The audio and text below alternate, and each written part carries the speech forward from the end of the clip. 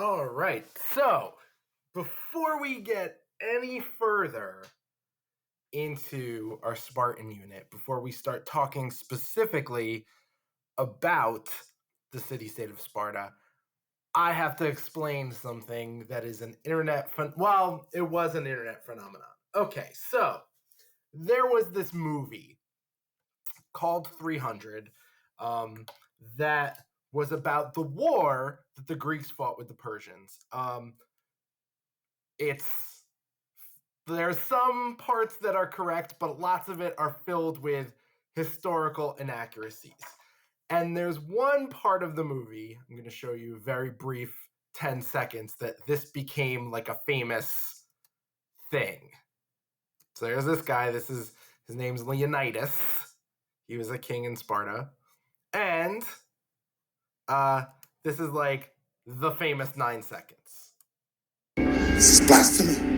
This is madness. This is Sparta! Okay, so there's so much I need to unpack here. First of all, there is no Spartan pit of death.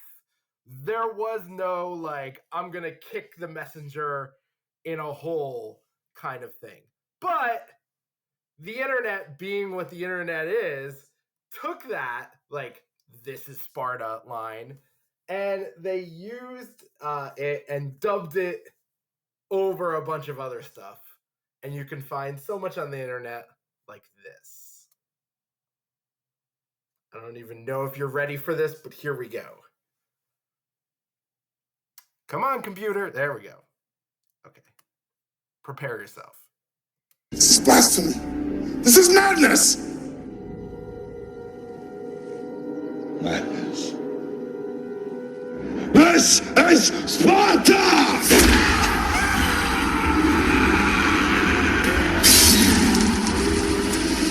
So, thank you, internet. Sparta is legendary for that kind of stuff too. All right, so I had to show that to you. Let's get into it. So Sparta is, I don't have my map up. Look at me. I was more interested in cats kicking each other than getting my maps up for Sparta. All right, this will load in a second. So Sparta is located in the south central part of Greece called Peloponnesus. And as you learned in notes part 1, Sparta has the strongest army in all of Greece. All right, so let's get into Sparta. Now there's a Sparta, New Jersey. There's lots of places named for Sparta, but we want original Sparta in Greece. And actually, in Greece, they don't call it Sparta. It's actually pronounced Sparti. Like, you can see it right there. Oh, look at that. Perfect time. It's Sparti. That's how you'd say it in Greece. So let me zoom on out so you can see the location. I'm going to make a bad joke because you know I love it. So this part of Greece is called Peloponnesus, and this is Sparta. Ha ha ha ha ha ha. This is Sparta. It literally is. Look at that. So I know some of you are laughing right now, and some of you could not be rolling your eyes more at me, but I don't care. I'm trying to make you smile as you watch this. So this part of Greece is called Peloponnesus, and again, just one more time, this is Sparta. Okay, let's get into this. So at first, Sparta was ruled by a king. Then about 800 BCE, there was a group called aristocrats, which are very wealthy nobles. They took over and reformed the government. And Sparta's government is pretty unusual in terms of a structure. Sparta actually has 2 kings that rule at the same time. One king leads the army. The other king leads the religion. Now, in the last video, I talked about how, every Greek city-state has a favorite god or goddess at their Acropolis. Like, there's a temple for them. And you would think, lots of people think, oh, I know what Sparta's is. It's Ares, because Sparta is nuts and Ares is nuts. You would think that, right?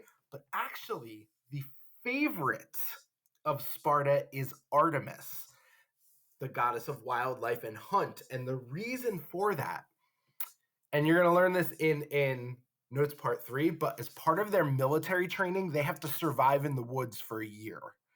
So obviously, that would mean lots of prayers to Artemis. So that's why Artemis is the favorite goddess of Sparta. All right, now, one more thing. So we have two kings. So the way that it worked is one king leads the army, the other king leads the religion, but their lineage is separate. And here's what I mean by that. Let's say King 1 leads the army, he dies. King 2, that's in charge of the religion, doesn't then take over the army. No. What happens is the next in line, so the son of the army king is the new army king. And if the religion king dies, the son of the religion king takes over that. So it's separate lines of lineage. Now, in Sparta, I'm going to just reveal this whole thing and explain it. Only aristocrats, only the rich could be citizens of Sparta. And if you were a citizen, once you turned 20, you joined the assembly, which is their government. And the assembly passed laws and decided whether or not to go to war and when to stop fighting and declare peace. Now, we mentioned in Notes Part 1 that in all Greek city-states, if you are a citizen, you have to train for war and be a soldier and be ready to fight as always. So it's important to know that the soldiers themselves are in this government, in the assembly. So it's the soldiers, not the king, that decide when to declare war on something. And it's the soldiers, not the king, that decide when to have peace. Now, the king can definitely influence the soldiers with like passionate speeches and things like that, but that's the deal in Sparta. Now, Sparta also has another group in their government, and I'll admit, this is a very funny name. Kind of like how, all right, so you remember when we were learning about mythology, and I said, obviously, the planet, and then the Titan, Uranus, and I said that some people say Uranus because they don't want to say Uranus. Well, it's the same kind of thing with this. So every year, the assembly picks 5 people called the Effers. I know, it's a funny name, Effers. Now, some people will say Ephers because they don't want to say Effers, but I'm going to say Effers because why not? That's what it's called. So, just like Uranus and Uranus. So, the assembly picked 5 Effers to lead the assembly, and they're also responsible for training the Spartan youth. This, a lot of times, the 5 people that were picked, they would go to Spartans that had injuries and needed time to heal and therefore wouldn't be good in fighting. And then another group in the government is called the Council of Elders. They would help the Effers with their job. They are men over 60 who are in that position for life. And they suggest laws to the assembly. They serve as a high court, and they inspect babies. So let me break this down for you, because I told you Spartans are nuts. So as part of their society, here's the situation. Okay. The Spartans thought training for war is the most important thing ever. And when a woman was pregnant, there was a huge celebration in Sparta. They were like, yes, this baby, when it's born, is either going to be a future Spartan soldier or a future producer of Spartan soldiers. So there was this big celebration while a woman was pregnant. Now, when the baby was born, the Council of Elders inspected the baby. If the baby's healthy, all good. If the baby is not healthy, they took the baby and left it on a hillside to die. Yes, so messed up. And their reasoning is they felt that if a baby had anything physically wrong with them, that child would not be a good soldier or a good producer of soldiers. So, one of the many reasons, as I told you, the Spartans are psychopaths. All right, so there's a lot of information there. I kind of want to go over this chart of things, but I'm going to zoom in so I can focus on like one side of the chart as I can at once. You'll see what I mean. All right, so I'm going to start over here. I'm going to zoom in even more. So let's see if this works. This is going to do as I said. Yeah. So I'm going to go over again the government form. So we have two kings.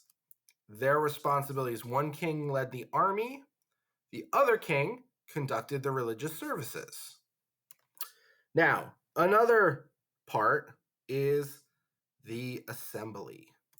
Now, the assembly is made up of all citizens over the age of 20. They pass laws. They decide whether or not to go to war and when to declare peace because they are the soldiers. And they pick the 5 effers. And remember, those usually are people that are older or people that are injured. And you served as an effer for a year. So every year they picked 5 new effers.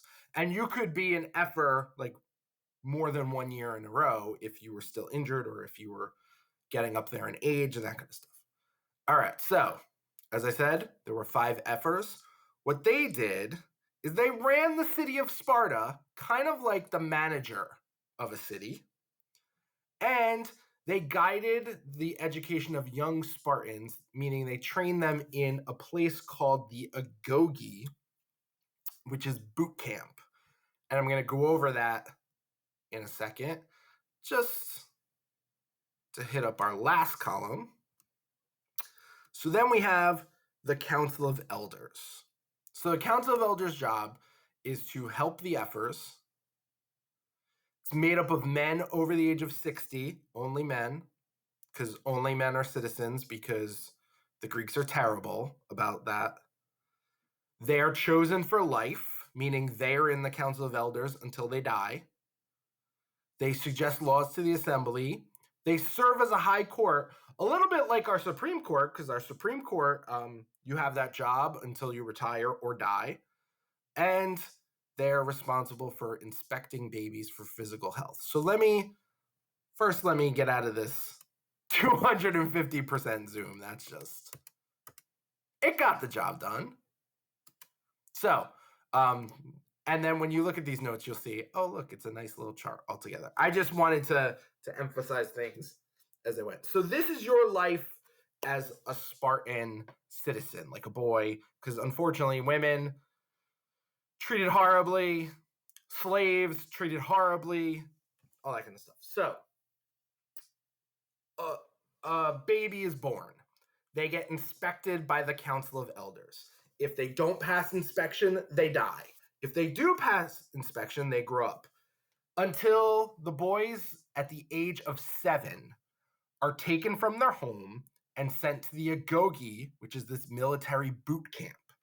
And they train for war at the Agoge from age 7 to age 18.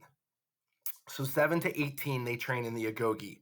And the training is horrific. And in notes part 4, you'll see the different kind of training things and things they did. I think I told some classes this, but just to give you an example of how horrific this is. So parents would visit their children at the Agoge from time to time, like Parents' Weekend. And one of the things that they would do there is a whipping contest where the effers, those are the 5 people in charge, would pick 2 kids and they would whip them, and the first kid to cry lost. And the parents were cheering their child on by screaming things like, "You better not cry, suck it up." Like, it's a horrible place. Horrible place. But this is Sparta. I did it again. I know. I'm sorry. I did it again. All right. So at 18, you leave the agoge, and from age 18 to 19, you have to survive on your own in the woods for a year.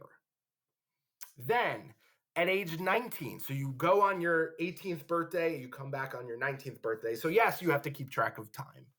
At age 19, you come out of the woods, and you're like a not a full soldier yet. You just undergo some like more training for the last year. And age 20, you became a full soldier in the military and a citizen, meaning you're in the assembly. And you're in the assembly as a soldier. So you're in the government and a soldier from age 20 to 60. If you get injured and can't be a good soldier, or if you're up there and you're in your 50s, then you probably were elected to be an effer for the year. Once you hit age 60, you join the Council of Elders. This was normally around like 20 to 30 people because, again, this is ancient times. They don't have the kind of medicine that we have, so people didn't live as long as they do today. And on the Council of Elders, you served as a high court, you suggested laws, and you inspected the babies. So there you go. That is the Spartan government.